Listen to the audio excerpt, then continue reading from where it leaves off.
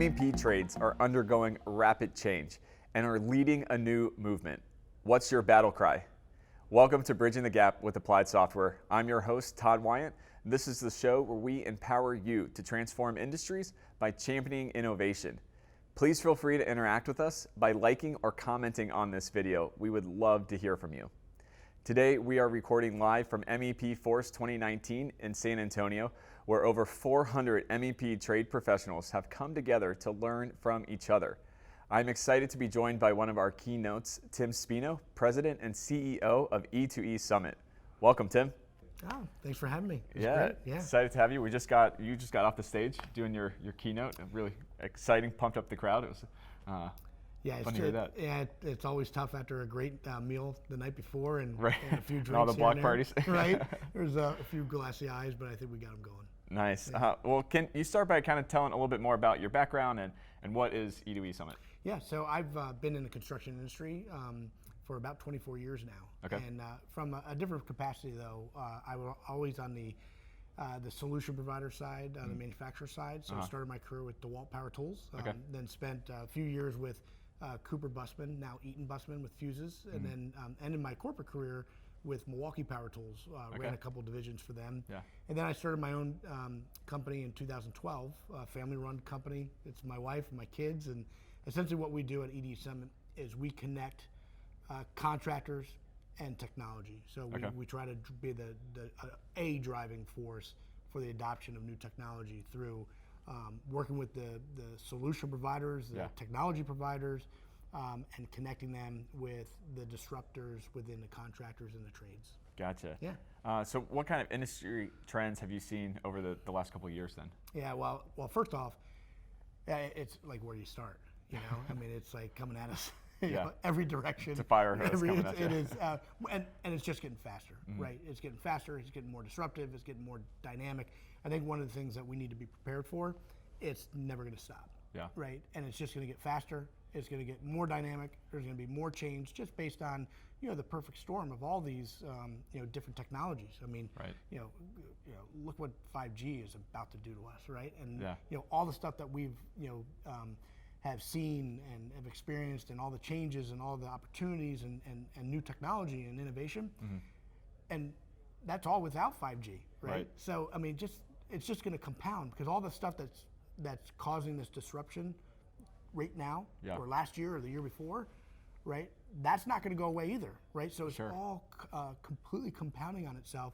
So I think we need to be prepared for it. And what I'm excited about is it's gonna get faster and there's gonna be more change forever. Yeah. Right. And so sometimes I think people will get intimidated by that. Get a little scared. That the fear of that change and loss of being comfortable and the loss of familiarity. But then the flip side, and this is kind of the way I'm wired, is the opportunities and the new things that you can do. Right. That has never been done before through technology and innovation. Sure. So how do you think you stay? Or what would be some of the best ways to stay agile in, taking all this incoming new technology and being able to adapt quickly to it? Well, it's a shameless plug for you, but I think coming to conferences like MEP Force, I've experienced. This is my first year, right? I've experienced the interactions. I went to the breakouts. I've seen the other keynotes. I mean, there was a lot of content, right? But at the end of the day, I think the number one reason that you get out of the office, you get out of your zip code, you get on a plane or a car and you attend these conferences is to network, right? Yeah. To meet with the people over meals, over beers and wine, and it's that networking effect where you meet new people and you have those conversations. I mean, one of the cool things I've seen here is, the content and the breakouts are unbelievable, but some of the conversations that I've heard or been part of during the networking events and during the lunches and during happy hour, I mean, there was some really cool stuff. Yeah, well, that's really, I think, the kind of the meat of coming. And one of the things that you talked about in your keynote was the importance of peer groups and pulling in 4 to 5 people. Yeah. And I think that's a great way to learn from each other and kind of be challenged by what other people are doing. Yeah, and one of the things is I do a few peer groups. I've helped some peer groups and things like that, and I think one of the traps that people get into is they just think peer groups are more complicated than they need to be. Sure. I mean, peer groups is one trend that's is definitely evolving and expanding. Is especially in the MEP trades, companies, owners, the executives, they're really getting into those peer groups where they're sharing best practices and things like that. But at the end of the day, my call to action, my invitation for the people in the audience was start their own peer group. Yeah. Talk to 5 people that you met that get on the phone, 1 hour every 2 months, right? Just, you don't have to have a facilitator, you don't need a moderator, right? You just have to have a common, passion and connection. Yeah, don't try to overcomplicate it. Yeah, just be simple. Get on the phone, go to a conference early, come to MEP Force, the day early, and it just needs to be that simple. Don't complicate it. Yeah, I think that's great advice. What do you see as some of the challenges facing the trades right now? Well, there's certainly the obvious ones. The people that are talking about the labor shortage and hiring talent and getting talent. Yeah, I see that. My personal opinion is I think we have a technology adoption challenge. I mean, here's one thing: we can go after all these new tradespeople, right? Attract the best of the best. But if we don't start becoming leaner and meaner and smarter and eliminating waste, right? So, depending on the studies, there's a lot of different studies out there that show, about 30% of the time of a tradesperson on the site is actually doing value-added wrench time work, 30%. Well, if we have a labor shortage problem, what if you took that 30% and made it 50%, right?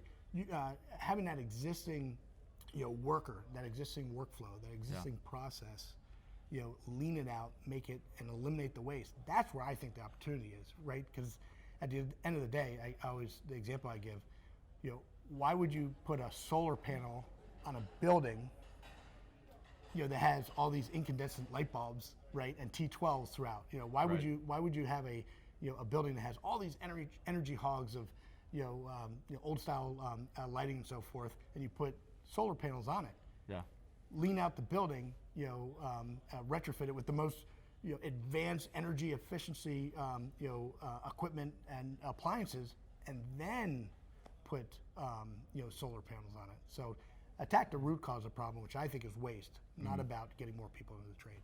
Yeah, and that would really go back to you got to embrace the technology that's coming at you. Yeah. What kind of topics have you heard around this conference that you see may point to where the future is going in the industry?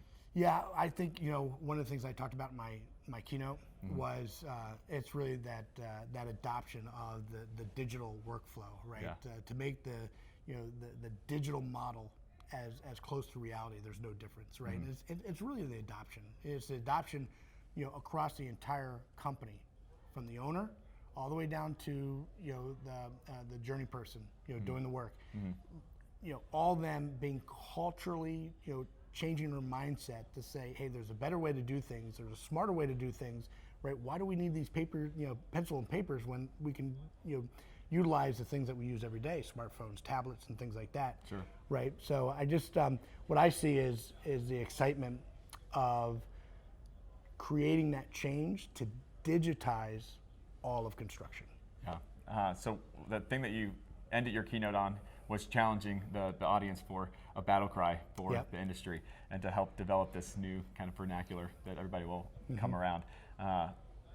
What do you think is kind of the importance of having a common phrase that people can rally? Yeah, it's kind of a simple thing, when you kind of do strategic planning, you get in, you lock yourselves in a room with your different stakeholders in your company and things like that. You got a great strategic plan, but then it's just very difficult to communicate what the heck you're doing, right? Sure. I mean, it's beyond the elevator pitch, right? It's the one sentence, it's the 8 words that just explain everything that you're doing, the destination, the purpose, all in one, right? So my example was, hey, there's great battle cries. We're here in San Antonio, and we talked about, remember the Alamo. Yeah.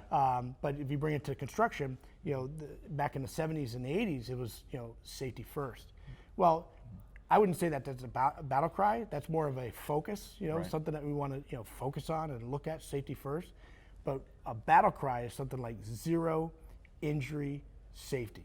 That's a battle cry, right? That's the vision, that's the purpose, all wrapped up right in 3 words: zero injury safety. It's all right there, right? And that is, that's starting to hit the industry in a big way, is where people certainly are talking about safety and being conscious about safety and doing safety, having safety be first and a culture of safety. But when everybody buys in on the vernacular of zero injury safety, you know where you are, you know where you're going, and you know why you're doing it. I don't see that in this industry. In the VDC industry, I don't see that battle cry. I see a lot of, a lot of statements and a lot of purpose-driven, excitement around what we're doing. But if we can find that battle cry that we can all rally around, I think that will just take the momentum another notch. Sure, absolutely. Well, if people want to get in touch with you, what's the best way? Well, LinkedIn. Okay. I think there's only 2 Tim Spenos in the United States, right? That makes so it that's simpler. right.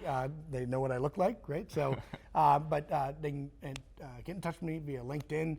All my information's on LinkedIn. My email, my cell phone, right? So I don't cover that up. So get in touch with me on LinkedIn and let's connect. Tim, thank you so much for joining us on the show. I really appreciate your industry insights.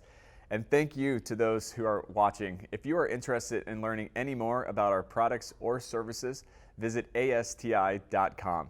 Until next time, I'm your host, Todd Wyant, thanking you for joining us on Bridging the Gap with Applied Software. Keep innovating.